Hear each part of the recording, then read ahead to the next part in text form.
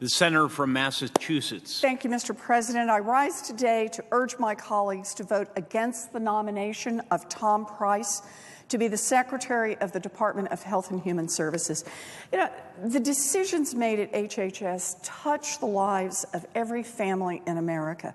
The secretary who runs this agency makes decisions about everything from the safety of the food we eat, to the drugs we take, to the health insurance we buy, and the quality of the nursing homes that we live in. This is an extremely important job, and we should not hand over the keys to this agency unless we are certain that the person will put the American people first every minute of every day.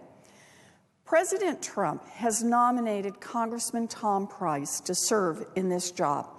Unlike many of the president's other nominees who are stunningly inexperienced in areas where they will be setting policy, Congressman Price has a lot of experience in healthcare policy. Yes, he has experience, but it is the kind of experience that should horrify you if you care about Medicare, if you care about Medicaid, or if you care about your own insurance coverage.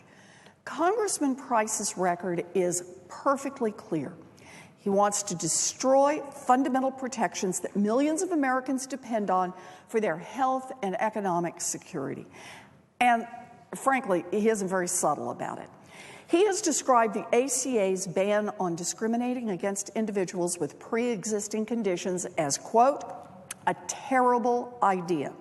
He has voted 10 times to defund Planned Parenthood, voted 10 times against a group that provides life-saving cancer and sexually transmitted infection screenings to millions of patients a year. He has tried to privatize Medicare and raise the age of eligibility. Privatize Medicare, think about that one. And he has been one of the chief boosters in Congress for gutting the Medicaid program. The Medicaid program, which provides health care for millions of kids, for people with disabilities, for families with parents in nursing homes, cut money to keep people in nursing homes. Nonpartisan analyses of these plans are not pretty. Millions of people in this country, young and old, children and grandparents, poor and middle-class workers, would be denied access to life-saving care. Congressman Price touts his own magic numbers that say different. But make no mistake, this is the record of someone who wants to use his position at HHS to advance a radical, reckless agenda that puts right-wing, anti-government ideology ahead of the health and safety of the American people. During his hearing before the Health Committee, I asked Congressman Price some really pretty simple questions. I asked him about more than $1 trillion in cuts that he has proposed to Medicare and Medicaid. I asked him if he would keep or undermine President Trump's campaign claim that he would protect these programs. I asked him to guarantee that not $1 in cuts to Medicare would take place on his watch. I asked him to guarantee that not $1 in cuts for Medicaid to help people living in nursing homes would happen on his watch. I asked him to guarantee that not $1 in cuts for people with disabilities would happen on his watch. I asked him 3 separate times to make this commitment, and 3 separate times he refused to do so. I want you to think about that. Cut Medicare for millions of seniors, cut help for people with disabilities, cut Medicaid for people living in nursing homes. That is the person that Donald Trump wants to put in charge of those programs. You know, we have a lot of work we need to do on health care. We need to reduce the cost of insurance. We need to make sure that insurance is available to small business owners and to gig workers and to part-time workers. We need to make sure that insurance continues to cover health care for women and people with pre-existing conditions who otherwise are not going to be able to get insurance.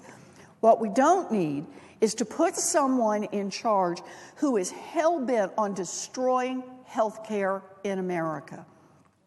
For me, this is easy. When someone says he wants to cut Medicare, I'm done with him.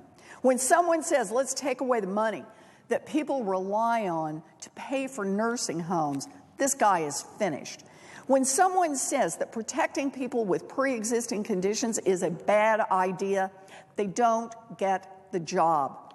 This should be easy for everyone in Congress. This is a moment for Senate Republicans to step up and say no. But there is another reason to reject Congressman Price's nomination. Reason that has nothing to do with his terrible ideas. A reason that would disqualify him even if we agreed on every single issue. The reason is basic ethics.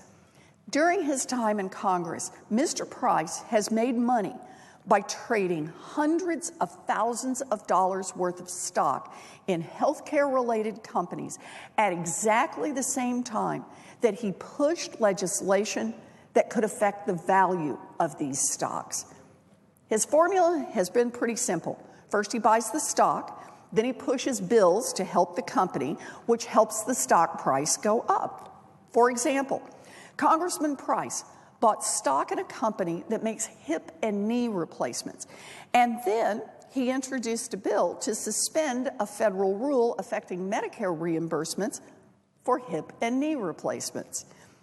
Congressman Price bought stock in a bunch of pharmaceutical companies. Then he co-sponsored a bill to suspend a federal rule that would hold down drug prices for these companies, for the drugs that these companies manufacture.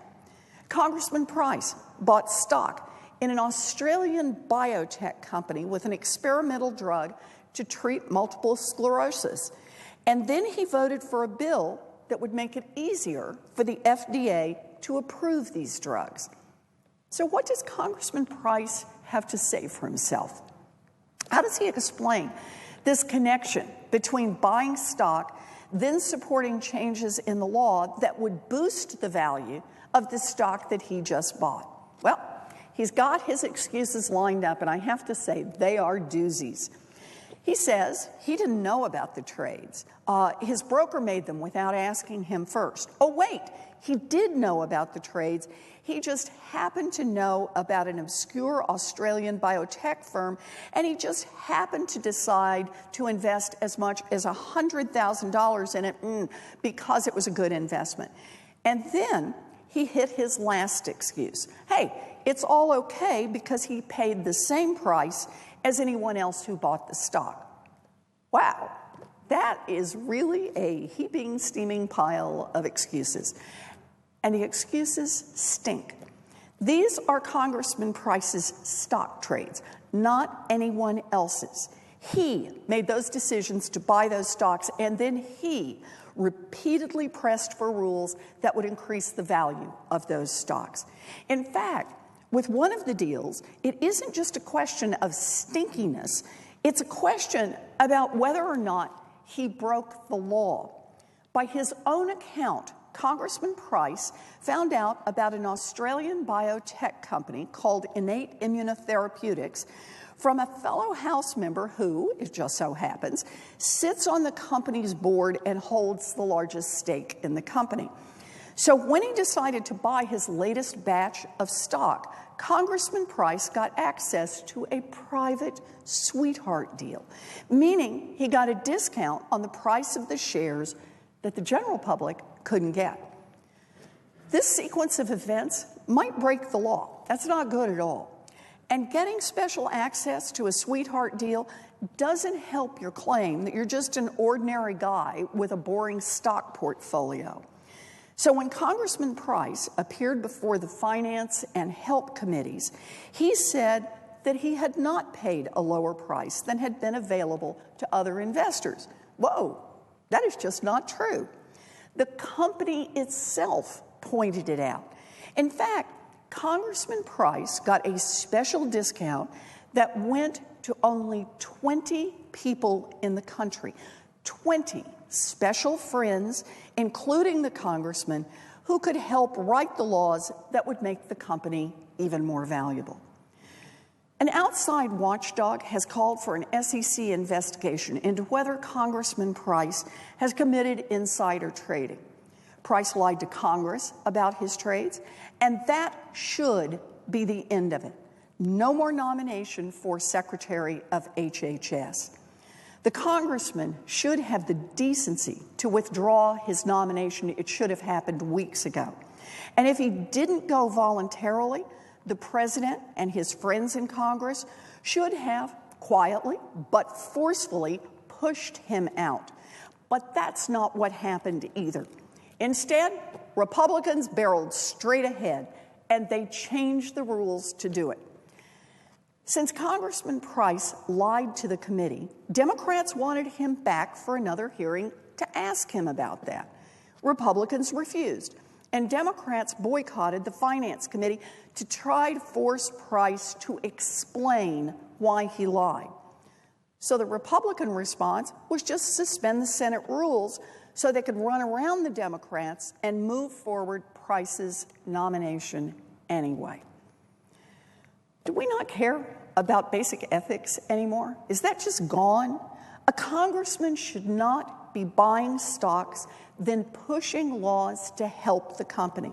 And that congressman sure shouldn't be lying to the United States Senate about it. Because Congressman Price has no shame, it will take 3 Senate Republicans to reject his nomination. Where are the 3 Republicans who will say no to a man who bought stock and then tried to get the rules changed in Washington so the companies would be more profitable? Where are 3 Republicans who will say no to a man who got a special stock deal that went to only 20 people in the whole country? Where are 3 Republicans who will say no to a man who lied to a Senate committee? This has nothing to do with politics. It is about basic ethics. It is about potentially illegal behavior. Where are 3 Republicans who will say no to this man? When Donald Trump selected Congressman Price for this job, he said Price was, quote, part of a dream team that will transform our healthcare system for the benefit of all Americans. Over the past few weeks, I've been trying to understand exactly what that dream looks like. For families all over this country, the dream is pretty simple. They want to know that when they get sick, they can go to the doctor and not be hit with a surprise bill that they can't pay. When they buy insurance, they want to be sure that it covers birth control and cancer screenings and pre-existing conditions. They want to be able to fight cancer and not lose their house or declare bankruptcy because their insurance company imposes a lifetime limit on benefits. President Trump does not share this dream for health care in America, and neither does Congressman Price. From his first day in office, President Trump has acted to undermine access to health care. And now he has nominated an HHS secretary who will help him sabotage our nation's health care system from inside the Department of Health and Human Services.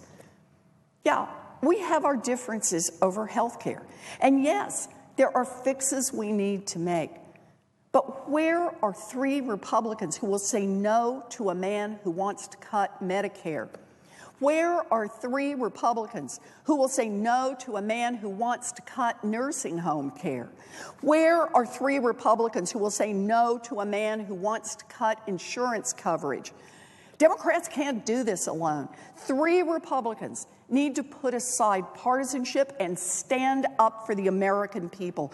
We need you. The American people need you.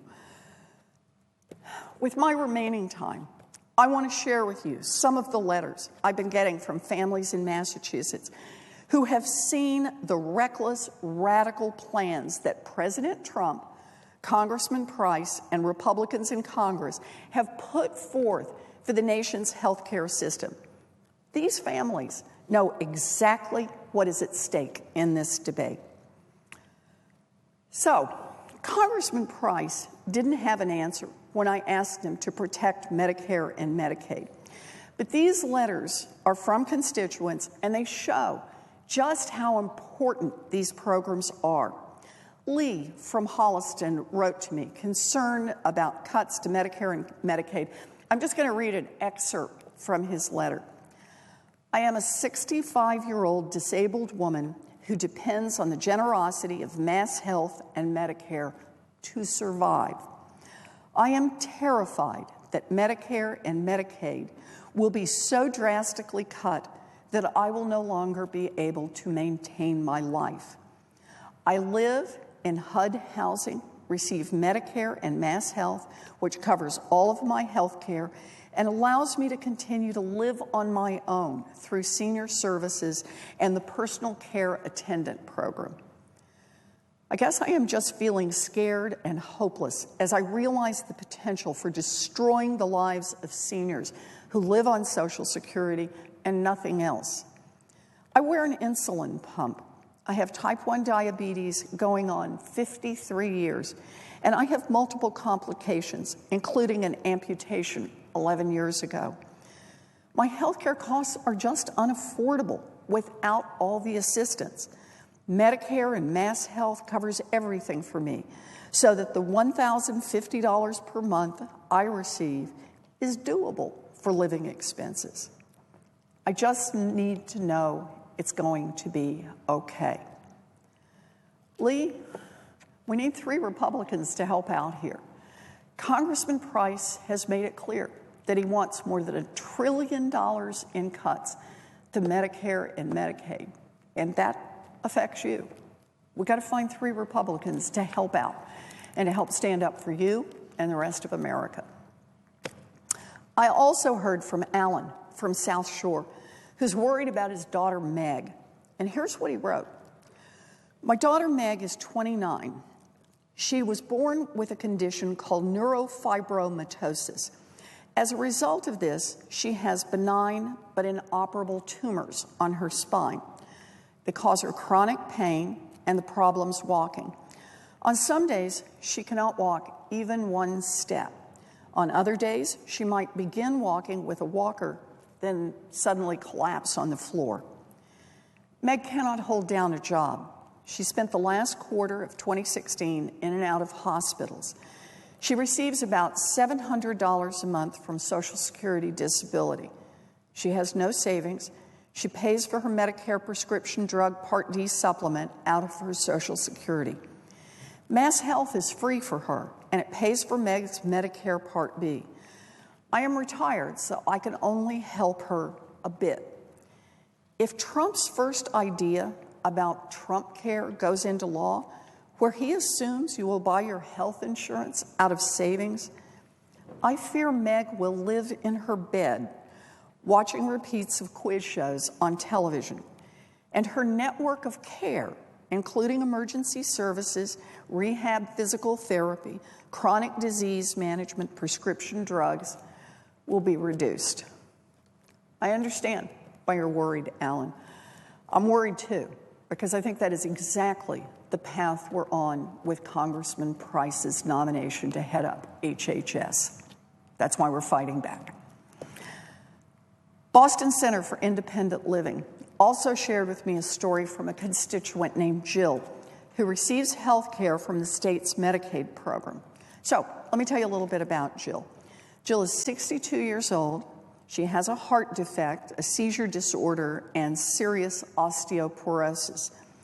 She has had a varied career as a management of a women's clothing company a decade ago, and in the 1980s, she installed some of the first computer networks in public schools. In the past several years, Jill has had significant health problems, surgery for her heart condition and multiple broken bones due to her worsening osteoporosis. Mass Health, the state's Medicaid program, has covered hospital bills, appointments with specialists, rehab stays, and an affordable medication plan. Jill is now hoping to use a personal care assistant to give her support with shopping, making meals, and basic housekeeping. Jill said, quote, "For me, Medicaid is a lifeline. Any cuts from Washington would be a disaster. I hear you on that, Jill. I just hope that Congressman Price and President Trump and the Republicans hear you as well.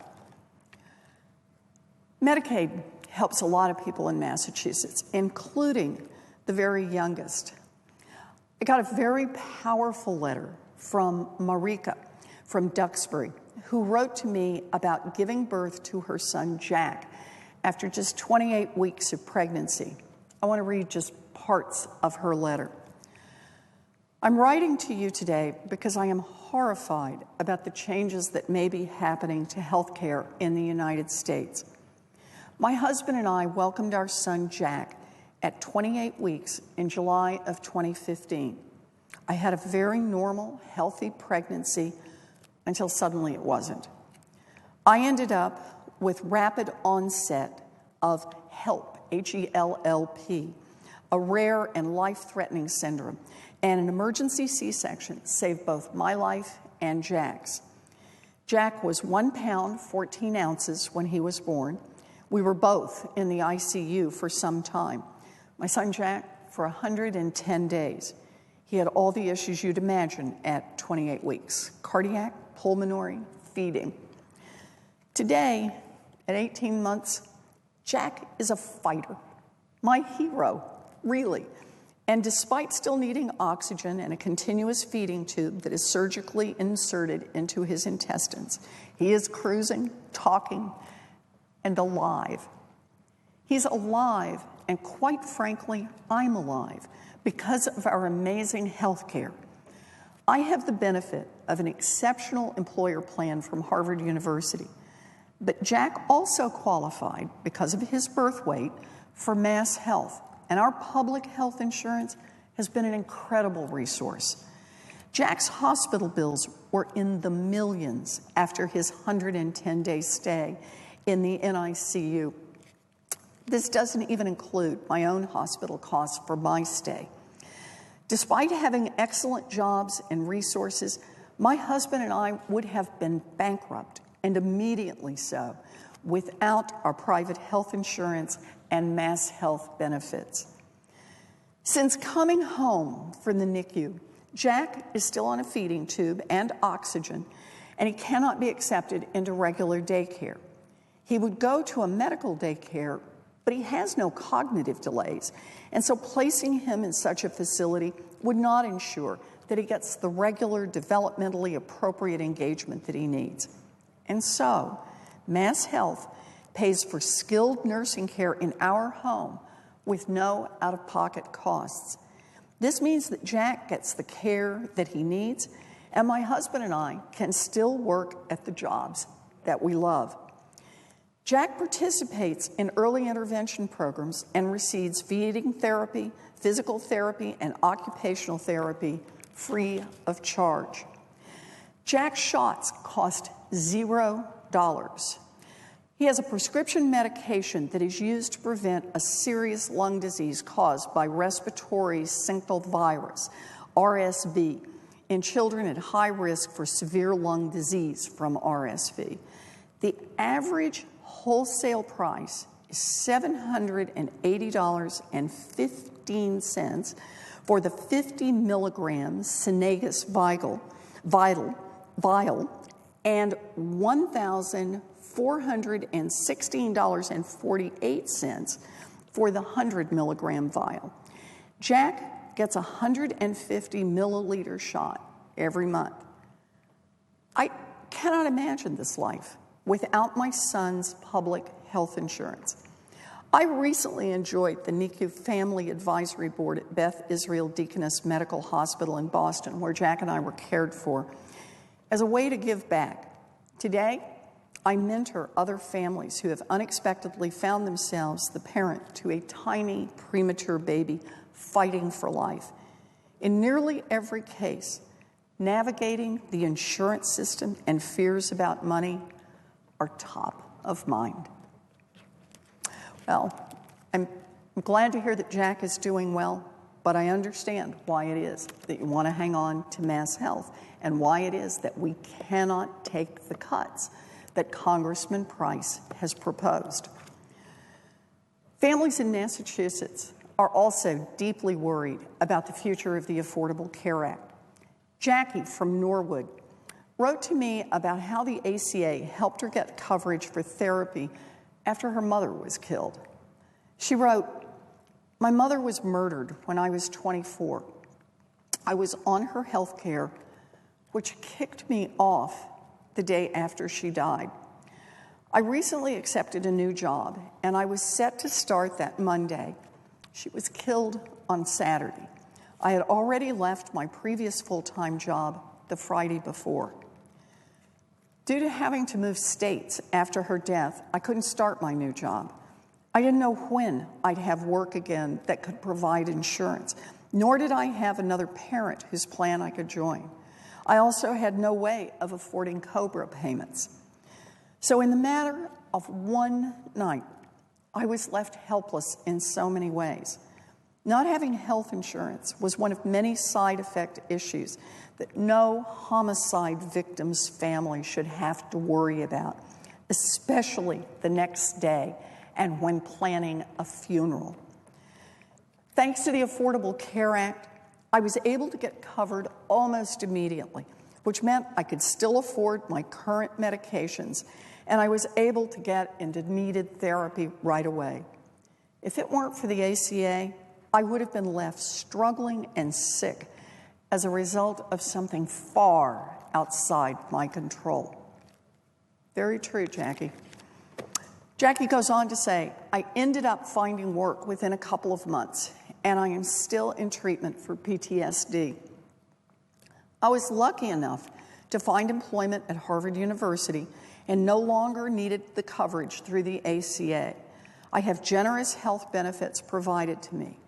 However, I never want a fellow citizen or a victim of homicide to be without medical care due to cost, pre-existing conditions, or other setbacks. I am happy my tax dollars go to help programs like Mass Health and the ACA. We all work hard, but that doesn't mean we are all as fortunate. I am not the typical poster child for a homicide victim survivor. I am white and college educated. I work for an Ivy League school. I still needed help when disaster struck. And so many others less privileged than me need help finding affordable health care. Please continue fighting for me and other victims and survivors of homicide." That's what we're here for, Jackie. That's what we're supposed to do. We just need 3 Republicans to help us out on this. I also heard from Jennifer from Northampton, who is terrified for her family if the ACA is repealed. She says, "I suppose I can't say when our story starts. Maybe it was the day I met my then life partner, now wife, of 16 years. Maybe it begins when she had to have emergency surgery in Maryland when she wasn't covered under my insurance because our union wasn't legally recognized. Maybe it begins with the tens of thousands of dollars of debt we incurred in uncovered medical expenses when we tried to get pregnant with our son. Or maybe it started 2 days ago when the unthinkable happened. My wife got laid off. After 7 years of exemplary services to a large human services agency whose mission is supporting individuals and families affected by homelessness, my wife was given no warning, no severance, and no compassion in her sudden dismissal from the agency. For any family, this would be devastating. Now we come to the dire part. About a year ago, my younger sister, Stephanie, was diagnosed with an aggressive form of triple-negative breast cancer at 35 years of age. But this story isn't about that. 6 months later, my mother got diagnosed with stage 4 metastatic breast cancer. I didn't have to be an overeducated lesbian to know that there was something genetic going on in my family. I got tested for the BRCA gene and was found positive for the mutation that causes breast cancer, specifically triple negative, like my sister had. And I am currently looking at an 80% chance of developing breast cancer in my lifetime. I need a double mastectomy, and I need it soon. It's scheduled, in fact, for March 6th, 2017. And now, my wife doesn't have a job. I am a behavior analyst who specializes in the treatment of children with autism spectrum disorder. I have a small private practice and don't make enough money to support our household. I also don't have access to health insurance through any of my contacts. That is why it is dire. One laid-off spouse, one 4-year-old son, one self-employed wife with an 80% chance of developing breast cancer, and fear of the ACA being repealed. This is dire. We are terrified. I am terrified. This isn't a wait-and-see situation for my family. This is us. This is now. And this is real. Yes, Jennifer. And that's why we're here tonight in the United States Senate to debate whether or not Congressman Price, a man who wants to cut Medicare, cut Medicaid, repeal the Affordable Care Act, is going to be the next head of Health and Human Services. That's why we're fighting. That's why we're looking for 3 Republicans to step over with the Democrats and turn him down. We must protect the Affordable Care Act. I also got a letter from Olivia, a college student from North Reading. Olivia wrote me about what the ACA means to her as someone living with multiple chronic illnesses. She wrote, I am a 22-year-old woman from a middle-class suburb of Boston. I attended the University of Massachusetts Amherst and will be applying to graduate school next year. I eat an anti-inflammatory diet. I exercise regularly, do not smoke, and drink lots of water. I am on my parents' insurance, which they receive through their employer. I am a patient at some of the best hospitals in the world. I am so fortunate to live in a state that protects my right to affordable health care. I was also hopeful when I heard that President Trump was considering modifying Obamacare rather than repealing it. However, I am still worried about the actions that will be taken in 2017 by his administration and by Congress. If you met me, you would see a young, vibrant, and ambitious woman. In other people's words, not mine. Many people and politicians in this country would meet me and not assume that I rely on the ACA. I am not from a low-income family. I don't live in an area that doesn't have adequate medical facilities. I appear well. I am, however, living with multiple chronic illnesses. I suffer from asthma, fibromyalgia, chronic urticaria, chronic migraines, irritable bowel syndrome, gastroesophageal reflux disease, and a rare genetic kidney disorder. I take multiple medications daily that keep me alive and prevent further health complications, and that allow me to take care of myself. I also seek other therapies to manage my conditions, such as chiropractic care and physical therapy. I currently have great health insurance, yet I still pay hundreds of dollars a month just to give myself a quality of life. I read the Trump-Pence administration's health care plan, and I am aware of the efforts by the GOP to repeal Obamacare and their readiness to do so now that President Trump has taken office. I don't believe I have to explain to you why this worries me. No, you don't. I won't go on a rant about why health care reform should be about the people and not the money, although I could. I will also not talk about why we should have universal health care, although I could. I am hoping that my story offers a slightly different perspective on why certain aspects of the ACA cannot be modified.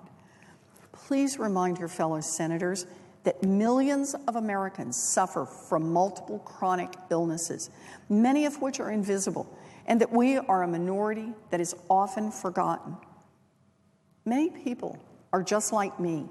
We are college students and new graduates who have to learn to manage our medical conditions before going out into the real world. To do this, we may have to stay on our parents' insurance until we are 26 years old. We are people who can only work part-time jobs and will need insurance to help us keep our medical costs down. We may require expensive prescriptions and numerous doctor visits a year. We cannot have a cap on our care because our conditions are chronic and unpredictable. We are people who will have to apply for insurance with pre-existing conditions, which should not be held against us. We are thankful for preventive care because it prevents illnesses that would exacerbate our other conditions. Healthcare is a business that we need, but that we didn't ask to be a part of. It is a business we all take part in, whether we plan to or not. We are not burned down houses. We are citizens who provide meaningful contributions to our country. I hope that Congress can work together to continue to give people like me a fighting chance. Well, I'm with you on that. I hope Congress can work together to give people like you a fighting chance. I also got a letter from Christine in Canton, who wrote to me about her son. She writes, "My oldest child is a 21-year-old college student, soon to turn 22 in February, who is also transgender. He suffers from anxiety and depression. He's been working very hard to complete college while also seeking treatment for his mental health issues. He sees a therapist weekly, and he has also been hospitalized twice for mental health issues since he's been in college. Luckily, due to the Affordable Care Act, he is able to remain on our insurance where the co-payments for both therapy and hospitalization are at least manageable. If he were not to have coverage through our insurance, I'm not sure that we could afford to pay for his treatment. And as a college student, he certainly could not afford to pay for it. It frightens me to think of what will happen to him if he is not able to receive treatment to keep him healthy. Like so many others covered by the Affordable Care Act, it is a life or death situation. I need to know that you will fight by any means possible to keep the Affordable Care Act from getting repealed. I also have a 19-year-old college freshman and a 17-year-old high school senior. And while they do not have the same health issues as their brother, we all know how that can change in an instant. The repeal of the Affordable Care Act will also have consequences for them down the line. Well, I guarantee, Christine, I will be here to fight for you, to fight for keeping the Affordable Care Act for you and for families like yours. Denise from southeastern Massachusetts wrote to me about how her family is fighting cancer. And here's what she said. "We are a family of 4 with 3 cancer survivors. My husband is a childhood cancer survivor who is now fighting a blood disorder and is a patient at Dana-Farber. I am a 3-time cancer survivor, having been diagnosed with breast cancer at age 42 with no family history, and I have since had 2 recurrences. I have had radiation, 5 years of tamoxifen therapy, a bilateral mastectomy, and reconstruction. My reconstruction has been difficult with 5 surgeries in the last 18 months. I have been postponing another surgery due to cost since my insurance has changed for the worst. At age 23, my daughter was diagnosed with Hodgkin's lymphoma and underwent surgery and 7 months of chemotherapy. We are a family that has always been proactive and responsible in receiving regular health care. And now, my husband and I have been rejected for long-term care. My daughter, who has 2 children, pays a higher premium for life insurance and has been denied cancer insurance. We are in a position where we cannot even succeed in our attempts to take responsibility for ourselves. This outreach to you is a further attempt to do just that, to maybe give you one more example of reality in your fight for us. We are not whining. We are fortunate to be a close, loving family that has the strength to rally every time adversity has struck. But we are tired from the fight and very afraid for the future. It is shocking to us that the richest country in the world, after years of working, planning, and saving, that we are at the point of fearing a possible bankruptcy in our later years. We also fear financial destruction for our hardworking children due to uncovered medical expenses or the possible exorbitant premiums of a high-risk insurance pool. Please, please, never tire in the fight for access to comprehensive, affordable health care. Good medical care should not be a privilege for the rich, but a fundamental right for all. Boy, I am with you on that one, Denise. A fundamental right for all, and that's what we will continue to fight for. I also received a letter from Jenny in Worthington, and I want to read you Jenny's entire letter because she really underlines what is at stake in this fight. My husband and I have spent our entire careers in the arts. I write music for the theater. My husband is a novelist, playwright, and freelance medical writer. We have 2 children. We own a home. We paid back every dime on our student loans, and we contribute regularly to a self-funded retirement account. We have no consumer debt. In short, we are hardworking, fiscally responsible people. We recognize the trade-offs that come with being our own bosses. We enjoy the freedoms of self-employment and take seriously the extra burden that society imposes on us, including making our own Social Security payments, contributing to Medicare, and buying health care on the individual market, something we have done our entire adult lives. When the Affordable Care Act was passed, we were thrilled. For the first time, we had adequate coverage for our family. Our deductibles shrank, we lost the dreaded co-insurance provision, and we began to think that we could prepare financially should we face the worst. Or so we believed. Our difficulties began in late 2014 when I was diagnosed with breast cancer. Over the weeks that followed, I endured 5 surgeries, including a unilateral mastectomy and reconstruction. Almost immediately after, I began to experience complications. Since then, I've come to learn that I was having a reaction to the silicone implant used in my reconstruction, and that was just the early stage of a complex autoimmune condition that still lacks a name.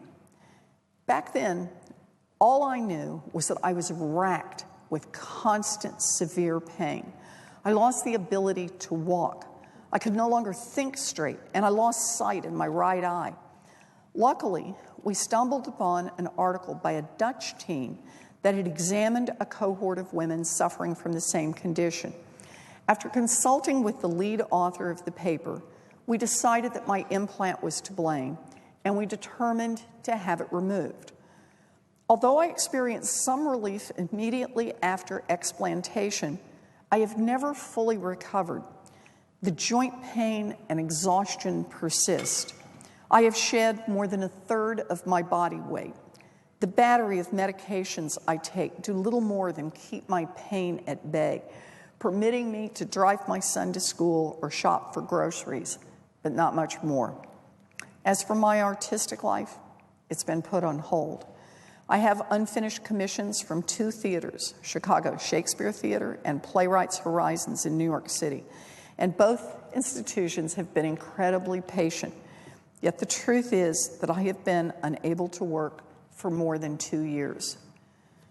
Severe cognitive impairment is a hallmark of my condition, and I have serious problems with my short-term memory. Holding the thread of a conversation is incredibly difficult, and I experience blinding headaches if I write music for more than a couple of hours. Frequently, it feels as though someone has reorganized my brain but forgotten to leave me the instructions. It is frustrating. It is terrifying. Only one thing has made it possible for me to survive this at all: the coverage I receive through the ACA. The day I got my cancer diagnosis, I was in the process of recertifying through the Massachusetts Health Connector. I was thrilled when my local navigator told me that thanks to my new diagnosis, I qualified for Massachusetts Breast and Cervical Cancer Treatment Program, a Medicaid-backed initiative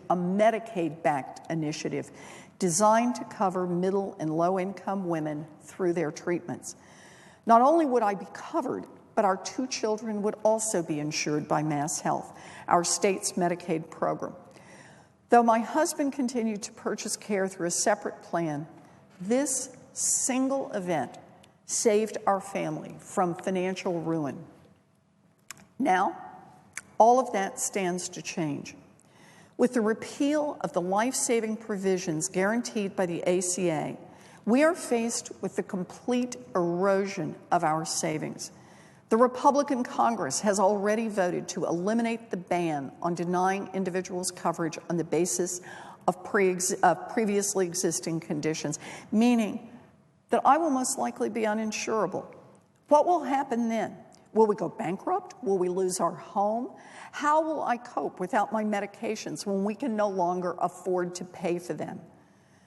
The passage of the ACA did more to shore up our little family than any other piece of legislation in my lifetime. It has enabled me to face my grave illness without worrying whether the cost would be a factor in my treatment or whether I could try the next medication my doctors prescribed to relieve my pain. In sharing our story on social media, I have been overwhelmed by the outpouring of concern from our tiny community of theater professionals. The president of the Dramatists Guild, a professional association for theater artists, called me to offer the assistance of their emergency fund should I need it. And while it is heartwarming to receive the support of my professional community, the hard truth is that even the most doggedly determined not-for-profits can't possibly replace the broad social safety net of the federal government, a safety net Republicans are determined to shred. In every industrialized country but ours, healthcare is considered an inalienable human right. It is abhorrent to claim that care is something Americans should have to shop for. Price comparison shopping may seem like a wonderful market-driven design, but in reality, it forces us to confront the terrifying arithmetic of balancing how much care we need against what we can afford. The sicker one grows, the harder it becomes to solve that equation. We have no idea what the Republicans intend by way of a replacement for the ACA. They refuse to specify, despite their years of claiming that the ACA is a failure. They talk of expanding health savings accounts, HSAs, though such accounts represent nothing but a disingenuous transfer of the costs to the consumer. Even if such an approach made sense, how far would $6,750, that's the current HSA limit, go in meeting actual health care costs? That amount would be wiped out after a single visit to the emergency room. What's more, where do they expect sick Americans, those fighting for their lives and unable to work precisely because of their illnesses, to suddenly uncover $6,750 to sink into tax-sheltered HSA. Clearly, this idea has been put forward by people who do not depend on their health insurance for their very lives. They pretend that this sort of thing will, quote, save our system. But their proposal is like offering a patient an Advil for an amputation, laughably inadequate at best and an utter horror at worst. What's more, efforts like the expansion of Medicaid under the ACA have already saved us, or many of us, certainly me in any case. A Republican friend wrote me recently, venting about the third world coverage that Medicaid provides. What he had to say was ignorant and false. Medicaid isn't failing. To the contrary, it has saved my life and the lives of many others who have simply had the misfortune of falling ill. And isn't that, after all, one of the primary functions of government? To care for its citizens and return them to the ranks of the healthy and productive. We have no idea what the year ahead holds for us. It is likely we will face health premiums of $24,000 or more for a low-level plan. Our premiums will consume 30% of our income, more than our mortgage.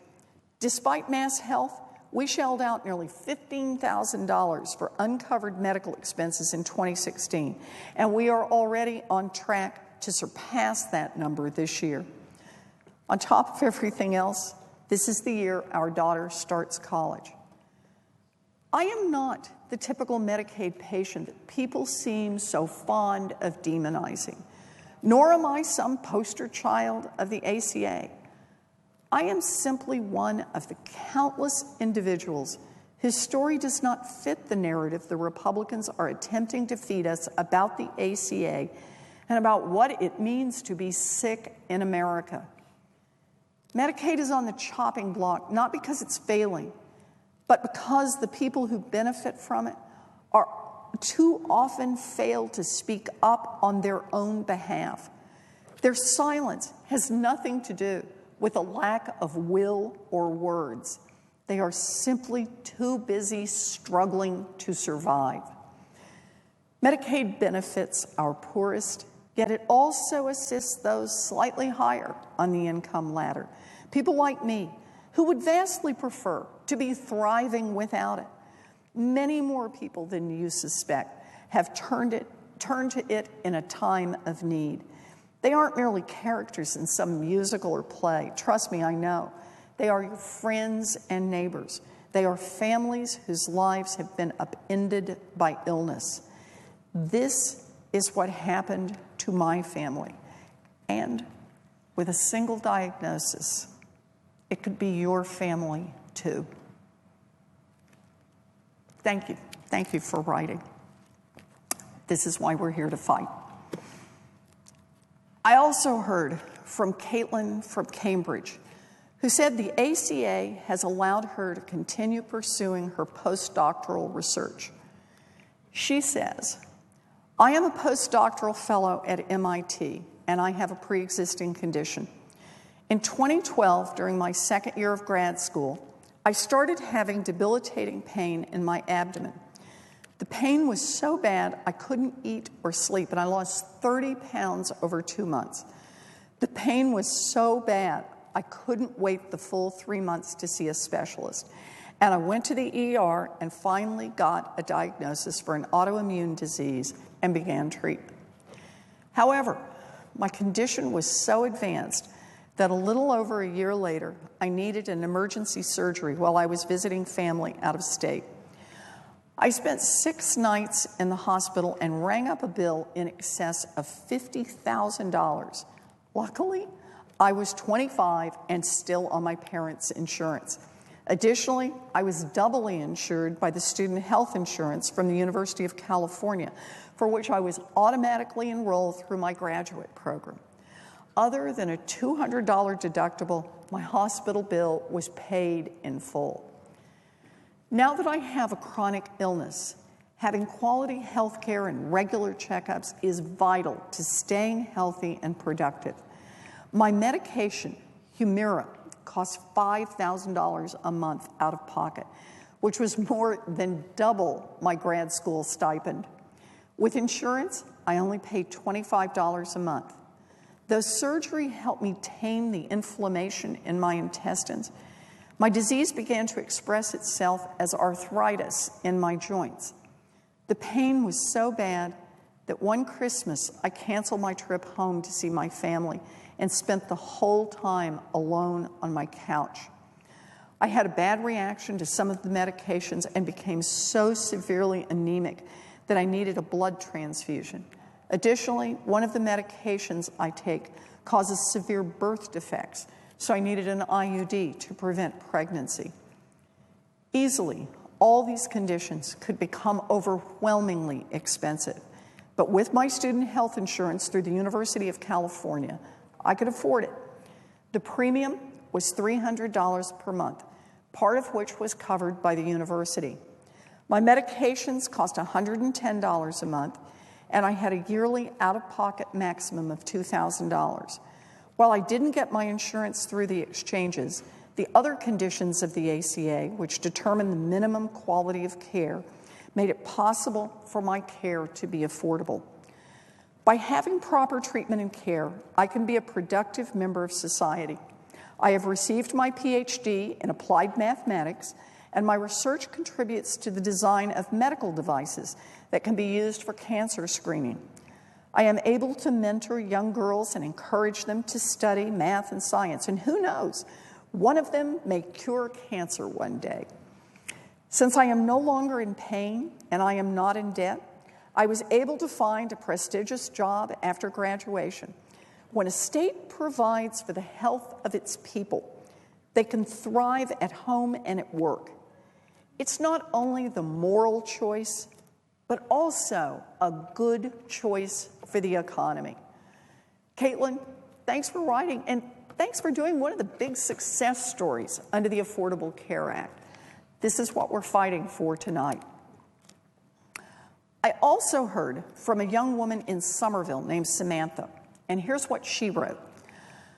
I've been dealing with severe mental health issues since I was a kid. I am now 27. In that time, I've been through numerous hospitalizations, residential treatment, day treatment, intensive outpatient treatment, and outpatient treatment. When I was 18, I had to drop out of college and spend 3 months in residential treatment for my eating disorder. The year prior, I spent 2 months in residential treatment and 6 months between day and intensive outpatient treatment. And I had been in therapy for 4 years. Due to Massachusetts law, I was still covered by my parents' insurance, but the Massachusetts healthcare reform didn't stop insurance companies from imposing lifetime limits. At 18 years old, fighting for my life, I overheard my parents discussing lifetime limits in regard to my health care. I don't know how much all that treatment cost or how much of my lifetime limit I had consumed. For the next 7 years, I was in and out of treatment at various levels. Mr. President, I ask for leave to extend my time by 10 minutes if I might finish my stories. Is there objection? Without objection. Thank you, Mr. President. In 2014, when I had my own health care, I had a bad relapse. For the first time, I was paying for my own treatment. I had health insurance through my employer, and that was really good. But even with that, for 1 month of residential treatment, 1 month of day treatment, and 3 months of intensive outpatient, plus therapy, a nutritionist, a psychiatrist, and medication, all crucial to my recovery, my out-of-pocket health care costs reached almost $10,000. These days, I am much more stable and have remained in relatively good health, but all because of the continued support I get from my therapist, psychiatrist, and doctor. I can only imagine how much money has been spent and how close I'd be to my lifetime limit if those were still in place. And of course, all that adds up to being a pre-existing condition. The simple fact is that I would most likely be dead today if it were not for the protections provided me by the ACA. And if I lose those protections, if I have another relapse, I will either end up dead or unemployed and mired in debt. Samantha, thank you for writing. Thank you for fighting. And that's why we're on the floor of the Senate tonight, to continue to fight for the Affordable Care Act and to continue to fight against cuts to Medicare, Medicaid. This is what's at stake for families in Massachusetts. As Jennifer said in her letter, this is us, this is now, and this is real. Congressman Price wants to cut more than $1 trillion from Medicare and Medicaid. But I am not giving up, because I am here to fight for Lee and Meg and Jill and Marika's baby Jack. Congressman Price wants to rip up the behavioral health protections in the Affordable Care Act. But I am not giving up, because I'm here to fight for Christine's son and Jackie and Samantha. Congressman Price wants to get rid of the ACA's ban on discriminating against individuals with pre-existing conditions. But I'm not giving up, because I'm here to fight for Jenny and Caitlin and Olivia and Denise and Jennifer. I will fight for every one of them and for the tens of millions of people who are counting on Medicare and who are in need of Medicaid to pay nursing home bills and to help with home health care for people with disabilities and who need that Medicaid money for children with serious problems. I will fight for every one of them. Where are 3 Republicans who will do the right thing and fight alongside me? That's what tonight is all about. Mr. President, I yield.